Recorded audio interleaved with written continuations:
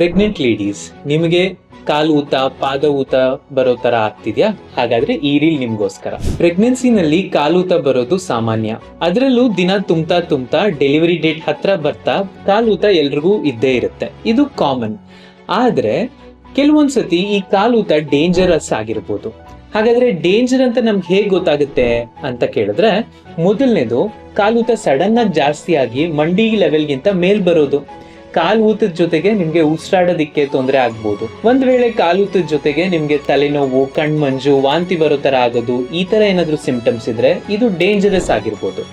ಈ ತರ ನಿಮಗೆ ಸಿಂಪ್ಟಮ್ಸ್ ಇದ್ರೆ ನೀವು ಇಮಿಡಿಯೇಟ್ ಆಗಿ ನಿಮ್ಮ ಗೈನಕಾಲಜಿಸ್ಟ್ ನ ವಿಸಿಟ್ ಮಾಡಿ. ಕಾಲೂತ ಬಂದ್ರೆ ನಿಮ್ಗೆ ಚಪ್ಪಲಿ ಟೈಟ್ ಆಗ್ತಿರುತ್ತೆ, ಕಾಲುಂಗ್ರಗಳು ಟೈಟ್ ಆಗ್ತಿರುತ್ತೆ. ಈ ತರ ಇದ್ದಾಗ ನೀವು ನಿಮ್ಮ ಡಾಕ್ಟರ್ ನ ವಿಸಿಟ್ ಮಾಡಿ. ಹಾಗಾದ್ರೆ ಕಾಲೂತನ ನಾವು ಹೇಗೆ ಕಂಟ್ರೋಲ್ ಮಾಡ್ಬೋದು ಅಂತ ನಿಮ್ಗೆ ಏನಾದ್ರೂ ಡೌಟ್ಸ್ ಇದ್ರೆ PDF ಅಂತ ಕಮೆಂಟ್ ಮಾಡಿ, ನಾನ್ ನಿಮ್ಗೆ ಟಿಪ್ಸ್ ಶೇರ್ ಮಾಡ್ತೀನಿ.